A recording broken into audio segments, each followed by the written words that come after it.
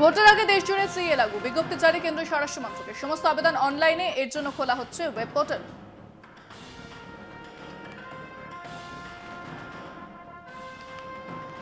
CA লাগু করাকে নতুন স্বাধীনতা দিবসের সঙ্গে তুলনা করলেন কেন্দ্রীয় প্রতিমন্ত্রী শান্তনু ঠাকুর। দীর্ঘ লড়াইয়ের পরে স্বাধীনতা এলো বলে জানান তিনি। সমাজের কাছে ভারতবর্ষের ইতিহাসে একটি নতুন স্বাধীনতা দিবস বলে আমি মনে করি। কারণ দীর্ঘ ৭৫ বছরের লড়াই এবং সেই লড়াইয়ে ৩ পুরুষ পরে গিয়ে আজকে তারা প্রকৃত স্বাধীনতা পেয়েছে। ভারত ভাগের সময় তারা ভারতের ভেতরেই ছিলেন। কিছু পলিটিক্যাল লোকের চক্রান্তে তারা পূর্ব পাকিস্তানি হয়ে গেছিলেন। তারা কিন্তু ভারতবর্ষেই থাকতে চেয়েছিলেন, কিন্তু পলিটিক্যাল কনস্পিরেসির কারণে তাদেরকে সেখানেই থেকে যেতে হয়েছে। পরবর্তীতে তারা আর ভারতবর্ষের আইনাতে এসে উপস্থিত হতে পারেনি। যখন ভারতবর্ষের ভাগের রেজুলেশন তৈরি হচ্ছিল, তখন উনি জওহরলাল নেহরুকে চিঠি পাঠিয়েছিলেন যে ফরিদপুর, বাখরগঞ্জ, খুলনা যেহেতু হিন্দু অধ্যুষিত এলাকা, এটাকে ভারতবর্ষের ভেতরে নেওয়া উচিত। কিন্তু দেখা গেল জওহরলাল নেহরুর সমীক্ষা করার জন্য উনি এখানে এসেছিলেন, কিন্তু উনি সেন্ট্রালে কনস্টিটিউয়েন্ট অ্যাসেম্বলি অফ ইন্ডিয়াতে যে রেজলিউশন তৈরি, তাতে উনি লিখিত দিয়েছিলেন যে এটা ওয়াটারল্যান্ড, এটা ইন্ডিয়ার দরকার নেই। তৃণমূলকে কটাক্ষ বিজেপি মুখপাত্র শ্রমিক ভট্টাচার্য। লোকসভা নির্বাচনে তৃণমূলকে বিসর্জন দেওয়ার নির্বাচন বলে তোপ শ্রমিকের। বিসর্জন অসম্ভব দাবি এবং সিএ কার্যকর হবে বলেই দাবি শ্রমিক ভট্টাচার্যের। মুখ্যমন্ত্রী যতই প্রচার করুন না কেন, এবারের নির্বাচন তৃণমূলকে বিসর্জন দেবার নির্বাচন। এবারের নির্বাচন তৃতীয়বারের জন্য 15ই আগস্টে দিল্লির লালকেল্লায় নরেন্দ্র মোদীকে পৌঁছে দেবার নির্বাচন। আর কালকে অভিনব ব্রিগেড দেখেছেন, প্রতিমা বিসর্জনের আগে যেরকম পাড়ায় ঘোরানো হয়, ঠিক সবাই ওখানে র্যাম্পে হেঁটে আছেন, মানে সবাই দেখে নিয়েছেন। আর আমাদের মন্ত্রী মাননীয় ফিরহাদ হাকিম আগে থেকেই বাবুঘাটকে খুব সুন্দরভাবে সাজিয়ে তুলেছেন। বিসর্জন অবশ্যম্ভাবী, সেটা তৃণমূল কংগ্রেস জানে, ওখানেই যাবে। সিএ হবেই, কোনো কার্যকর হবেই, এনআরসি হবে, এটা ডিটেক্ট অ্যান্ড রিপোর্ট তো হবেই। আমরা এটা থেকে সরব না। এখানে সরলে তো ভারতবর্ষ ধর্মশালা নয়। আমরা আবার বলছি, এক কথায় শেষ, আমরা এখানে যে আইন নিয়ে আসছি সেটা কারোর নাগরিকত্ব কেড়ে নেওয়ার আইন নয়, নাগরিকত্ব দেবার আইন। সিএর মাধ্যমে সবাইকে নাগরিকত্ব দেয়া হবে। ঐতিহাসিক ঘটনার সাক্ষী হতে চলেছে সবাই। কোটি কোটি উদ্বাস্তুদের মনের ইচ্ছা পূরণ করলেন প্রধানমন্ত্রী নরেন্দ্র মোদী। দাবি বিজেপির রাজ্য সভাপতি সুকান্ত মজুমদারের। সব জায়গাতেই উদ্বাস্তুরা সব প্রত্যেকেই আনন্দ উৎসব করছে। আমিও উদ্বাস্তু পরিবারের ছেলে। আমার হয়তো সিএর প্রয়োজন নেই, কিন্তু বহু মানুষের সিএর প্রয়োজন আছে। তাদেরকে সিএর মাধ্যমে নাগরিকত্ব দেওয়া হবে এবং যে ঘটনা আগামী দিনে ঘটতে চলেছে ভারতবর্ষের জন্য ঐতিহাসিক বিষয়, এবং এই ঐতিহাসিক বিষয়ের মধ্যে দিয়ে আজকে নরেন্দ্র মোদী কোটি কোটি উদ্বাস্তুদের, কেউ হয়তো পাকিস্তান থেকে এসেছে, কেউ হয়তো বাংলাদেশ থেকে এসেছে, কেউ হয়তো আফগানিস্তান থেকে শিখ ভাইরা এসেছে, তাদের সকলের মনের ইচ্ছা পূর্ণ করলে সবাই নাগরিকত্ব পাবে, বিনা শর্তে নাগরিকত্ব পাবে। যবে এসেছেন 14 সালের আগে যে সাল বলবেন, 2000 সাল, 96 সাল, সেই সাল থেকে নাগরিকত্ব দেওয়া হবে এবং সমস্ত কিছুকে, সমস্ত সম্পত্তি, চাকরি বাকরি, আধার কার্ড, ভোটার কার্ড, সমস্ত কিছুকে বৈধ করে দেওয়া হবে।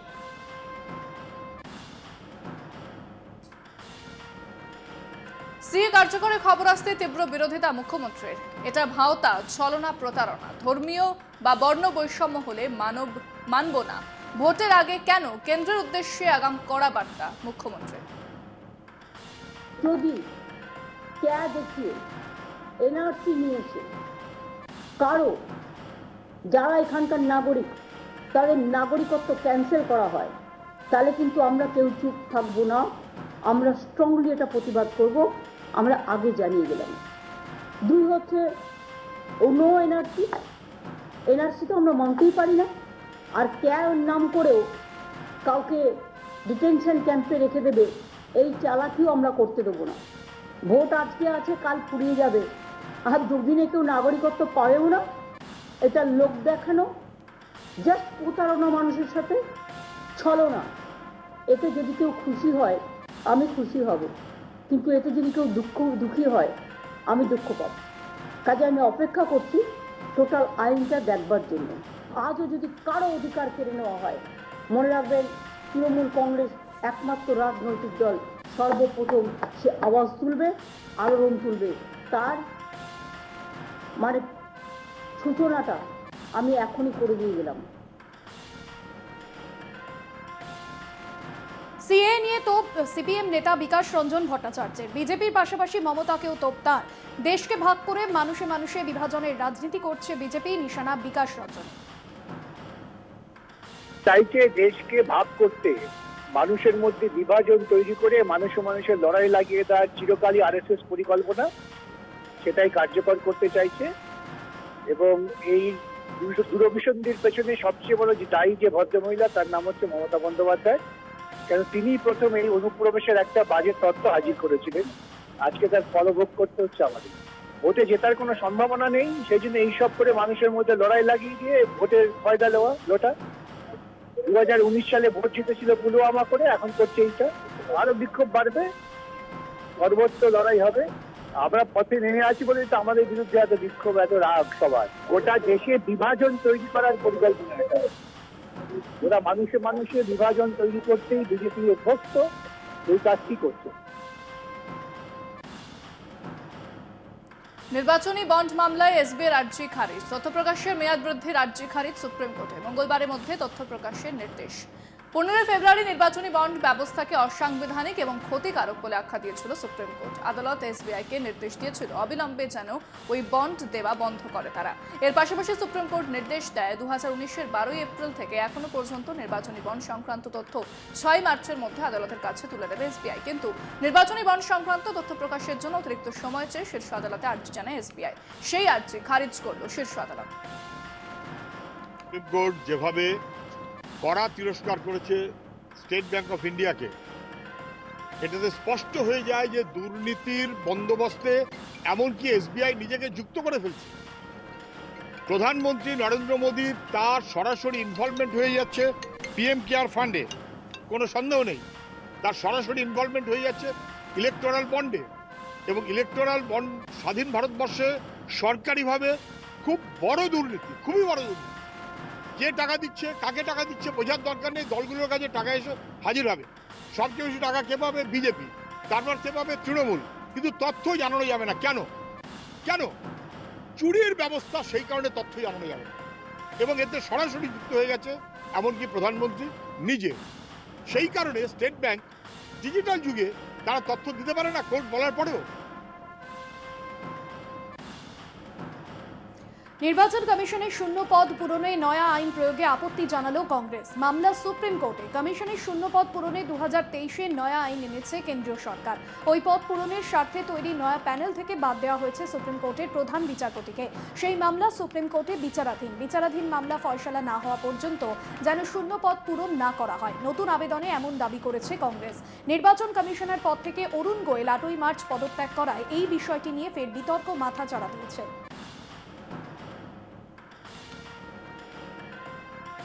পিছল শেখ শাহজাহান আগাম জামিন মামলা। নির্দেশ বিচারপতি দেবাংশু বসাকের ডিভিশন বেঞ্চ। অতিরিক্ত হলফনামা জমা দেওয়ার জন্য সময় চাইলেন শাহজাহানের আইনজীবী।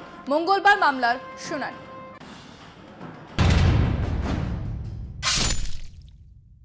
Rashmi BOF TMT bar. The low-carbon TMT bar made with BOF technology gives you double power, double strength. The world-class technology now in Rashmi BOF TMT bar. চিংড়ি নিলে কাকা? আরে ভাই, তবে যাই বলিস ভাই, সেরা সেরা বরাবরই ইলিশ মাছের ডিশ। চিংড়ি আবার মাছ নাকি? কত জলের পোকা। তুই একটা মহামূর্খ, আজ তো একটা বোকা। আরে কাকা ওসব ছাড়ো। রাজার মতো থাকো, রাজার সাথেই বাঙাল ঘটি এক হয়ে থাকো। রাজা ক্রিম ক্র্যাকার সুগার ফ্রি, মেজাজ থাকে মুচমুচে। রাজা ক্রিম ক্র্যাকার বন্ধু হবে এক কামড়ে। 3 থেকে 4 হুইলারে আপগ্রেড তো করব, কিন্তু এতে এমন কি বিশেষ আছে? এতে বিশেষ কি একটা আছে। Tata ace gold petrol CX এ আছে শক্তিশালী ইঞ্জিন, যা দেয় দারুণ পিকআপ। বড় আর স্ট্রং লোড বডি আর মেইনটেনেন্স একদম কম, তাই এবার ভাবো, বোঝো আর Tata ace gold petrol CX নাও। इंडोर सही आउटडोर सही कैसा भी कहीं भी फ्लोर सही इंडिगो पेंट्स जो फ्लोर पे इतने प्यारे रंग भरता है तो फिर सोचो ये वॉल्स पे तो कैसा कमाल कर सकता है। इंडिगो पेंट्स जो वॉल पे हो तो हम भी कहे और तुम भी कहो इंडिगो पेंट्स वाह वाह इंडिगो पेंट्स वाह।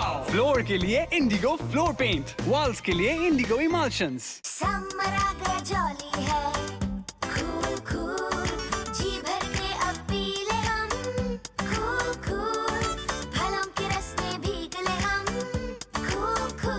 रियल फ्रूट से तैयार किया गया लाइन स्क्वॉश, हर एक बॉटल से मिलता है 8 ग्लास स्वादिष्ट रियल जूस।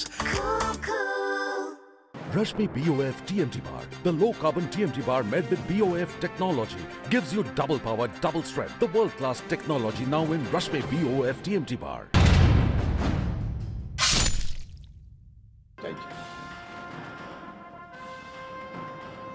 ডায়মন্ড হারবার কেন্দ্রে তৃণমূল প্রার্থী অভিষেক বন্দ্যোপাধ্যায় তালিকা ঘোষণা হতেই প্রচার শুরু এবং তোড়জোড় শুরু হয়ে গেছে। অভিষেকের সমর্থনে বজবজে শুরু দেওয়াল লিখন। বজবজ 2 নম্বর ব্লকের বাওয়ালিতে দেওয়াল লিখন করলেন জেলা পরিষদের সদস্য শেখ বাপি।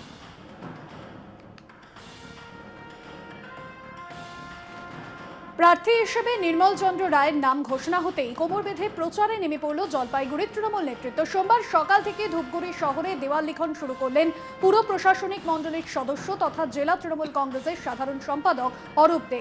যদিও নির্মলবাবু এখন কলকাতাতেই রয়েছেন, মঙ্গলবার ধূপগুড়িতে আসার কথা রয়েছে তার, কিন্তু তার আসার আগে থেকেই প্রচারে ঝাঁপিয়ে পড়েছেন শাসক দলের কর্মী সমর্থকরা।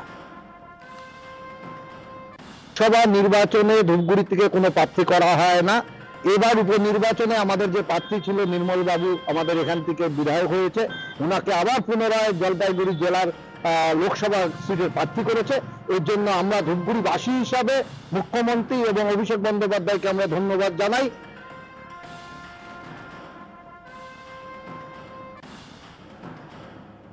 টিকিট পাওয়ার পরই কামারপুকুর রামকৃষ্ণ মঠে পুজো দিয়ে প্রচার শুরু করলেন আরামবাগ লোকসভা তৃণমূল কংগ্রেস প্রার্থী মিতালি বাগ। সোমবার তিনি গোঘাটের শেষ প্রান্তের প্রত্যন্ত গ্রাম ডাটপুর থেকে কামারপুকুরে আসেন, সেখানে মহারাজদের সাথে দেখা করে মঠে পুজো দেন। হুগলি পুণ্যভূমি কামারপুকুর রামকৃষ্ণ মঠ থেকে কর্মীদের নিয়ে প্রচার শুরু করলেন মিতালি। রাজনীতিতে আসা 2010-এ, বর্তমানে জেলা পরিষদের সদস্য আর সাংসদ পদ প্রার্থী হওয়ায় তিনি খুশি এবং আনন্দিত। তার বক্তব্য, মানুষের জন্য কাজ করার সুযোগ করে দিলেন নেত্রী মমতা বন্দ্যোপাধ্যায়। মানুষের পাশে থেকেই কাজ করে এসেছি, আগামী দিনেও করে যাবেন বলে তিনি জানান। মমতা বন্দ্যোপাধ্যায় দলটার নাম হচ্ছে তৃণমূল কংগ্রেস, গ্রাসরুট থেকেই তৃণমূল নামটা এসেছে। কাজেই সেদিক থেকে ওনার অভিমতে আসা, সকল মানুষের সাথে থেকে পাশে থেকে আসা ভালো লাগছে। দায়িত্ব অনেক বাড়লো, এদিকে নিয়ে আগে যাওয়ার একটা প্রচেষ্টা। দল যখন ডিক্লেয়ার দিয়েছে মাননীয় মুখ্যমন্ত্রী, মানবিক মুখ্যমন্ত্রী মমতা বন্দ্যোপাধ্যায় এবং সর্বভারতীয় সাধারণ সম্পাদক অভিষেক বন্দ্যোপাধ্যায় যখন নাম ঘোষণা করেছেন, ফোনের বন্যা এবং ফোনেতে আশীর্বাদের বন্যা, তো আমি সেখানে তো বিক্ষুব্ধ হলে আমার ফোনেতে আশীর্বাদের বন্যা বয়ে যেত না। মুর্শিদাবাদ লোকসভা তৃণমূল প্রার্থী আবু তাহের খানের নাম ঘোষণা হতেই উচ্ছ্বসিত স্থানীয় তৃণমূল শিবির। নওদার বাসভবনে আবু তাহের খানের বাড়িতে ভগবান গোলার কর্মী সমর্থকরা তাকে সংবর্ধনা দেন। আবু তাহের প্রার্থী করায় মমতা বন্দ্যোপাধ্যায়কে ধন্যবাদ জানান তারা। মুর্শিদাবাদ লোকসভায় বিজেপি প্রার্থীকে হারানোর বিষয়ে আশাবাদী তৃণমূল প্রার্থী। শক্ত হিসেবে অবশ্যই শক্ত লড়াই, নির্বাচন মানেই শক্ত, প্রতিদ্বন্দ্বিতা মানেই লড়াই। তো আমরা সেটাকে কোনোদিন মনে করিনি, কারণ বহু নির্বাচনে প্রতিদ্বন্দ্বিতা করেছি এবং আমরা নির্বাচন আসলে নির্বাচন করি না, 12 মাস নির্বাচন করি এবং 12 মাস মানুষের সঙ্গে সংযোগ স্থাপন করি, পার্টির কাজ করি। সুতরাং নির্বাচন আসা আমাদের কাছে শুধুমাত্র সময়ের অপেক্ষা। নির্বাচন আসবে, নির্বাচন আমরা কমপ্লিট করব, আবার জয়লাভ করব, এটা স্বাভাবিকতার বিষয়। প্রার্থীর নাম ঘোষণা হতে ইন্দাসে দেওয়াল লিখন শুরু করলো তৃণমূল কংগ্রেস। বিষ্ণুপুর লোকসভা কেন্দ্রে তৃণমূল কংগ্রেসের প্রার্থী সুজাতা মণ্ডলের সমর্থনে দেওয়াল লিখন করলেন ইন্দাস ব্লক তৃণমূল কংগ্রেসের সভাপতি শেখ হামিদ। আসন্ন লোকসভা নির্বাচনে বিষ্ণুপুর লোকসভা কেন্দ্র থেকে তৃণমূল কংগ্রেসের প্রার্থী ব্যাপক ভোটে জয়ী হবেন এ বিষয়ে দৃঢ় বিশ্বাস দলীয় কর্মী সমর্থকদের। তাদের দাবি জয় শুধুমাত্র সময়ের অপেক্ষা। আমরা ইন্দাস ব্লক তৃণমূল কংগ্রেসের পক্ষ থেকে ইন্দাস পোপারে ইন্দাস বাজারে হাজরাপাড়া সংলগ্ন এলাকায় আমরা আমাদের যে প্রার্থী দিদিমণি এবং অভিষেক বন্দ্যোপাধ্যায় যে ঘোষণা করেছেন আমাদের সকলের প্রিয় প্রার্থী আমাদের সুজাতা মণ্ডলের পক্ষে তৃণমূল কংগ্রেসের সিম্বলে ভোট দেওয়ার জন্য আমরা দেয়াল লেখন করলাম ইন্দাস ব্লকের অন্যান্য নেতৃত্ব এবং ইন্দাস অঞ্চলে 1 নম্বর অঞ্চলের নেতৃত্বদেরকে নিয়ে। আশা প্রার্থী কারণ হচ্ছে আমাদের একদম প্রিয় এবং লড়াকু নেত্রীকে আমাদের দিদিমণি চুজ করেছে। এজন্য ইন্দাস ব্লক তথা বিষ্ণুপুর সাংগঠনিক প্রত্যেকটা ব্লকের কর্মীরা খুব খুশি হয়েছে এবং পাবলিক থেকে সাধারণ মানুষ সকলেই খুব খুশি হয়েছে। তার জন্য আমাদের এই নির্বাচনে জয় পাওয়াটা শুধু সময়ের অপেক্ষা।